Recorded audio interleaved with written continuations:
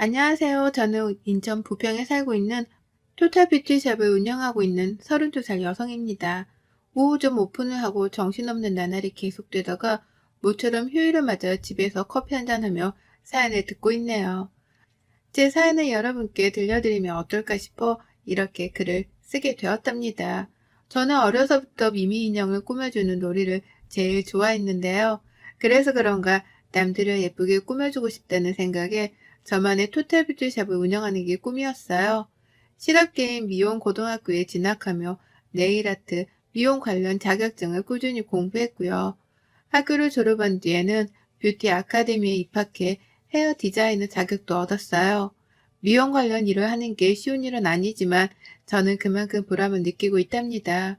자신의 달라진 모습을 보고 기뻐하는 고객님들을 보고 있노라면 저도 기분이 좋아지니까요.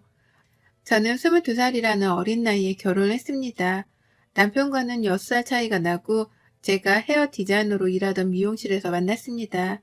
남편은 금융업에 종사하는 회사원이었어요.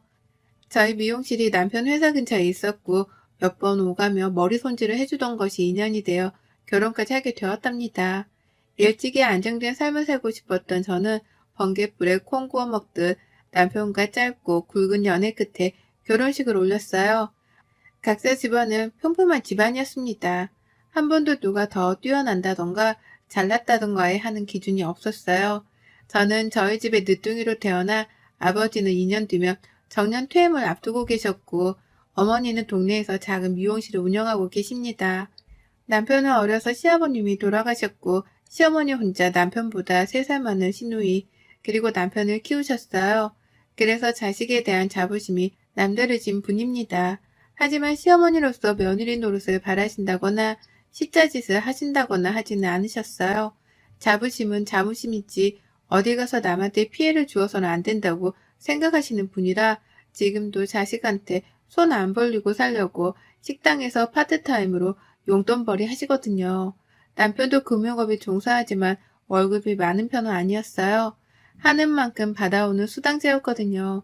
하지만 살아가는데 부족함이 없어서 서로 만족하며 살고 있습니다.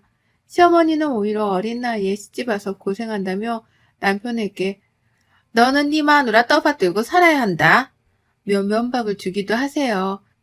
제가 25살이 되던 해, 그러니까 남편과 결혼하고 3년차가 되었을 때요. 고등학교를 졸업한 이후부터 악착같이 일을 하며 작은 가게를 낼 수 있을 정도의 돈을 모았어요. 우연히 싼 가격에 모기 좋은 곳에 작은 뷰티샵을 차렸습니다. 자본이 없어서 처음에는 네일샵으로 시작을 했죠. 남들처럼 화려한 경력이 있는 것도 아니고 어린 나이에 무턱대고 사업을 시작하자니 막막하더군요. 모든 것을 저 혼자 해보려는 의도도 있었지만 생각보다 어려운 부분이 많았습니다. 홍보를 한다던가 어떤 식으로 고객을 유치해야 하는지부터가 문제였죠. 업체를 통해 홍보를 해보기도 하고 무료 이벤트를 한다던가 다양한 방식을 도입했어요. 명절이나 가끔 시댁에 갈 때마다 꼭 시누이가 딴지를 걸더군요. 옳게 가게는 잘 돼가? 쓸데없이 힘 빼지 말고 다니던 미용실에나 다시 가지 그래? 나이도 그렇고 실력도 포장 못하는데 돈 아깝게 뭐 하는 거야? 라면서요. 아니 제가 제 일을 하겠다는데 꼭 그렇게 말을 해야 하나요? 처음에는 저보다 나이가 많은 어른이 노파심에 하는 이야기겠거니 했는데 들을수록 기분이 나쁘더군요.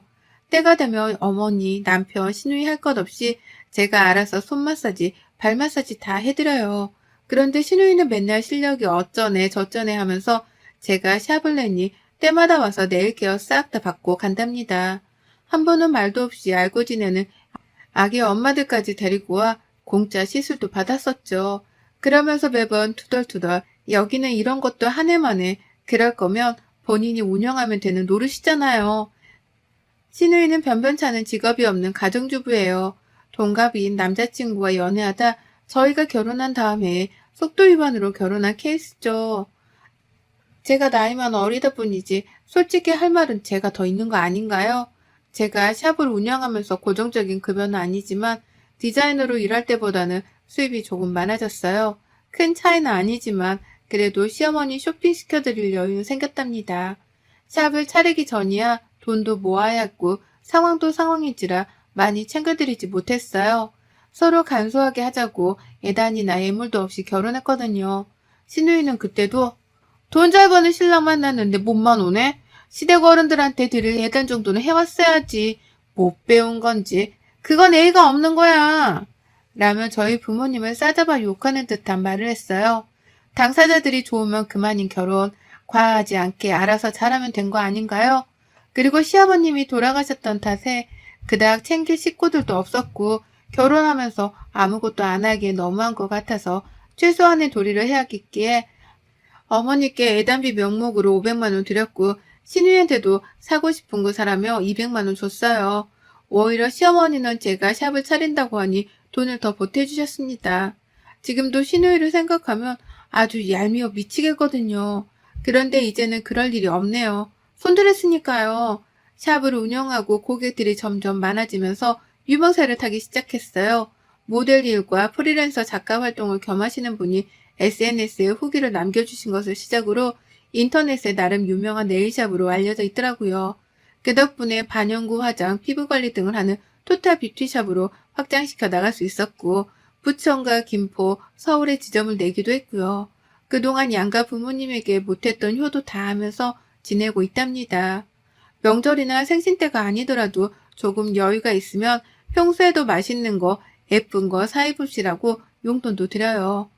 젊은 나이에 돈 펑펑 쓰지 말고 모아둬야 나중에 고생 안 한다. 며 잔소리는 듣지만요. 신우이가 이런 제가 질투가 나서 그런지 저를 볼 때마다 딴지를 거는 모습이 여간 마음에 안 들더라고요. 분점을 내며 한 달 수입도 남편이 버는 연봉만큼 벌게 되니 저 혼자의 힘으로 감당 안 돼서 남편이 같이 사업을 도와주고 있답니다. 여보, 이제 우리도 여유가 되니까 어머니랑 우리 부모님 여행 한번 보내드리는 게 어때? 해외여행 한 번도 못 가보셨다고 하니 이 기회에 유럽 패키지 여행 괜찮을 것 같은데 코로나 때문에 겨우 제주도나 저기 전라도 쪽만 가보셨지 해외는 안 가보셨잖아. 라며 제가 먼저 제안을 했어요. 남편은 그렇게 먼저 생각해주니 고마워. 엄마한테 전달해드릴게. 같이 가면 더 재밌으실 거야. 라며 좋아해주더라고요. 저희 부모님, 시어머니랑 나이도 같으셔서 친구처럼 잘 지내세요.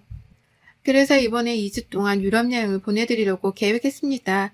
아니나 다를까 양가 어른들은 너무 무리하는 건 아니냐며 처음에는 가지 않겠다고 하셨지만 그동안 저희 뒷바라지 해주시고 고생 많으셨으니 한 번쯤은 다녀오셔도 돼요. 이제는 좀 쉬셔야죠. 하니까 미안해 하면서도 즐겁게 잘 다녀오겠다고 고맙다고 하시더라고요. 가셔서 부족함 없이 쓰시라고 용돈, 해외에서 사용할 수 있는 카드도 챙겨서 보내드렸습니다. 지금도 여행 다녀오셨던 사진첩을 보시며 너무 좋았다고 하시네요. 다음번에 같이 가기로 약속했고요. 그렇게 해외여행을 보내드린 지 한 달쯤 지났을까요? 여느 때처럼 자연스럽게 샵으로 와 네일 케어를 받으며 앓는 소리를 하더라고요. 올케는 돈 많이 벌어서 좋겠다? 나는 집에서만 있으려니까 좀이 쑤셔서 말이야. 너무 답답하네. 형님, 그러면 이제 아이도 어린이집 다니니까 파트타임으로라도 일을 해보시는 게 어때요? 내가 무슨 일을 해? 아이 보면서 일하는 게 얼마나 힘든 건 줄 알아? 나도 올케처럼 번듯한 매장 하나 갖고 가만히 앉아서 돈 내세 받고 싶다. 올케도 내 나이 돼봐. 이해할 거야. 저 그렇게 쉽게 돈 안 벌어요. 바쁜 거 아시잖아요. 정 답답하시면 형님 집 근처에 제가 아는 카페 있는데 거기서 파트타임으로 일해보실래요? 내가 무슨 아르바이트야? 매장 하나 갖고 있어도 모자란데 올케 너무하네? 지금 있다고 잘난 척하는 거야? 아니요. 그게 아니라 하도 답답해 하시니까 그렇죠. 뭐라도 하면 좀 낫지 않나 싶어서요. 기분 나쁘셨다면 죄송해요. 내 나이 때는 이런 번듯한 매장 하나 갖고 있으면서 돈 받아먹는 게 제일이야. 일하는 게 여간 힘들어? 그러니 많이는 안 바라고 딱 올케만큼만 했으면 좋겠다 이거지. 매장 하나 더 낼 생각 없어? 사실 신우이 남편이 얼마 전 구조조정으로 실직을 했다가 재취업을 했거든요. 제가 급여로 200만 원을 받아본 적도 있지만 새 식구 사는데 사치만 안 부리면 4,500 정도 벌면 괜찮지 않나요? 신우이 남편 실직 당했어도 급여 500 정도는 되는 걸로 압니다. 매번 케어를 받으며 올 때마다 저런 식으로 앓는 소리라니 저는 그저 장단에 맞춰줄 뿐이고요. 한 번은 받아쳤다가 시어머니께 일주일 동안 울고 보고 난리를 쳤다고 해요. 시어머니는 평소에 제 행동을 아시니 자기 딸이어도 그러려니 하고 넘어갔대요. 신우이는 매장을 여러 개 갖고 있으면서 돈 잘 버는 제가 부러웠나 봅니다. 자신도 매장을 하나 내고 싶다며 갖고 싶다는 뉘앙스를 꼭 풍겨요. 그러다가 저한테 씨알도 안 먹힌다는 걸 알았는지 화제를 돌리더라고요. 저희 부모님과 시어머니가 유럽 여행을 다녀오신 걸 꼬투리 잡아 자꾸 자신도 여행을 보내달라는 겁니다. 물론 사람마다 생각하는 기준이 다르겠지만 3살밖에 안 된 신우이 아들도 제가 살뜰히 챙기거든요. 엄마만큼은 아니지만 때 되면 옷 사입혀라, 맛있는 거 사주라며 100만 원씩은 보냅니다. 결코 적은 돈이 아니에요. 그런데 그때도 고맙다는 말은 듣지 못했어요. 제 돈이 마냥 자기 것인 줄 아는 모양이었죠. 땅 파면 쉽게 나오는 돈인 줄 알았나 봅니다. 올케가 여유가 있으니까 하는 말이야. 나도 시댁 어른인데 나도 보내줘야 마땅한 거 아니야? 올케 그렇게 안 봤는데 사람이 너무 무뎌. 융통성이 없다 이 말이야. 지난번에 저희도 모아둔 돈 보태서 큰 마음 먹고 보내드린 거예요. 항상 저희가 수입이 많은 건 아니고요. 분점 내면서 쓴 돈도 많고 이제 또 모아야죠. 저희도 사람인데 어떻게 매번 그렇게 보내드릴 수 있나요? 여유가 된다고 해서 무조건 돈 많은 게 아니에요. 어머 올케! 그래서 지금 날 가르치려 드는 거야? 내가 한마디 했다고 그렇게 나온다 이거지? 네? 어떤 뜻으로 받아들이신 건지는 모르겠지만 형님이 생각하시는 그런 의미는 아니에요. 저도 당연히 여유되면 보내드리죠. 근데 말씀드렸다시피 분점 내면서 이번에 지출이 좀 커요. 그래서 해외는 어렵고 제주도는 어떠세요? 옳게. 내가 그렇게 말했는데 어떻게 그래? 왜 엄마랑 나랑 차별하는 거야? 여행 한번 보내주는 게 그렇게 어려워? 옳게 내는 여유도 효과니 부탁한 건데 그게 그렇게 어렵니? 이렇게 속이 좁아 터져서야. 말씀드렸잖아요. 저희도 항상 여유가 있는 건 아니라고요. 다음에 해외여행 보내드릴 테니 이번엔 제주도 가셔요. 호텔도 좋은 거 잡아드리고 저희가 다 패키지로 잡아드릴 테니. 그랬더니 신우이의 표정이 싹 굳어버리는 거예요. 마침 케어가 끝났는데 옷가지를 챙겨 나가더라고요. 그날 저녁 남편이 김포지점에 업무를 보러 다녀왔다 집에 화가 난 모습으로 들어오는 겁니다. 무슨 일이냐고 물으니 신우이가 남편에게 전화해 저와 있었던 일을 말하며 화를 냈다고 하더라고요. 남편은 평소에 아무것도 하지 않으면서 바라기만 했던 신우이를 벼르고 있었던 터라 전화가 온 김에 싫은 소리를 했더니 싸움이 난 겁니다. 저는 중간에서 괜히 이야기를 잘못해서 저 때문에 싸움이 난 것 같아서 난감했어요. 다음날 신우이에게 전화했습니다. 형님, 어제 그 일 대신 사과드릴게요. 이번에 저희도 상황이 별로여서 그러니까 제주도 여행으로 만족하세요. 대신에 용돈 넉넉히 챙겨드릴 테니까 면세점도 다녀오시고 쇼핑도 좀 하세요. 기분 푸시고요. 역시 올케가 이제야 말귀 좀 알아듣네. 내가 이번만 봐주는 거야. 다음부턴 국물도 없어. 내가 아무리 시집을 가서도 시댁 사람인데 이렇게 홀대면 안 되는 거야. 다음부터 조심해. 속으로 조금 기가 막혔지만 그래도 좋은 게 좋은 거라고 신우이네 가족 여행 보내줬습니다. 예약도 힘든 고급 호텔에 어렵사리 예약도 하고 렌트에 뭐에 쇼핑하려고 돈을 주기가 애매해서 카드를 줬더니 명품관에서 600만 원을 긁었더라고요. 정말 기가 찼지만 설마 또 그러겠어? 하고 넘겼어요. 남편은 물론 시어머니도 이건 모르는 사실이고요. 근데 문제는 여행을 다녀온 뒤로 신우이가 더 노골적으로 뭔가를 바란다는 겁니다. 자기도 양심이 있는지 눈치가 보이는지 남편이나 시어머니가 안 계실 때만요. 특히 제 샵에 케어받으러 올 때만요. 기가 막히죠. 그러다 제가 아이를 임신했어요. 임신한 몸으로 샵을 운영하자니 여간 힘든 게 아니더군요. 배는 점점 불러오고 힘들지만 좋아하는 일이니 태교달 생각했죠. 임신 6개월이 지나 몸이 너무 무거워 움직이는 것도 버거울 때였어요. 빈혈기도 있었고 컨디션이 별로 좋지 않았는데 신우이한테 연락이 오더라고요. 올케, 이번에 친구가 일본으로 온천 여행 갔다 왔는데 그게 좋다더라. 유럽은 아니더라도 일본은 괜찮은 것 같아. 저번에 해외여행 보내준다던 약속 잊지 않았지? 네? 당연하죠. 근데 저번에 제주도 다녀오셨잖아요. 그리고 제가 몸도 몸이지만 컨디션이 너무 안 좋아서요. 혹시 다음에 이야기하면 안 될까요? 뭐? 이런 식으로 떼빼라고 그러지? 내가 모를 줄 알아? 아니, 그렇게 해외여행 보내주기가 힘들어? 내가 차별하지 말랬지? 그렇게 마음 씀씀이가 안 좋으니 몸도 안 좋은 거야. 그러다 얘도 잘못되는 거고, 알아? 네? 말씀 다 하셨어요? 제가 안 보내드린다고 했어요? 지금 저도 임신 중이고 몇 개월 되면 아이도 태어나고 정신없는데 가뜩이나 제가 컨디션이 별로니 다음에 이야기하자고 했잖아요. 왜 그러세요? 말버릇 좀 봐. 어른이 이야기하면 내내 할 것이지. 임신 유세야? 나도 얘 낳았어. 아기용품 구매한 거 보니까 죄다 비싼 거 샀더라. 나 때는 그런 거 없었는데 나 해외여행 보내줄 돈은 없으면서 그렇게 사치 부릴 돈은 있나 보지? 진짜 무슨 거지도 아니고 여유 있으면 있는 만큼 베풀 줄도 알아야지. 거지요? 형님, 말이면 다인 줄 알아요? 형님도 제가 유모차, 카시트 거의 다 사드린 걸로 아는데요. 남편 돈이 아니라 제 돈이에요. 그건 알고 말하세요. 거지라고 하셨어요? 지금까지 제가 다빈이 용돈이라고 드린 돈, 그거 다 제 돈이에요. 거지 같다면 형님이 더 거지 같겠죠. 어디다 대고 저한테 막말하세요? 제가 더 심한 말해요?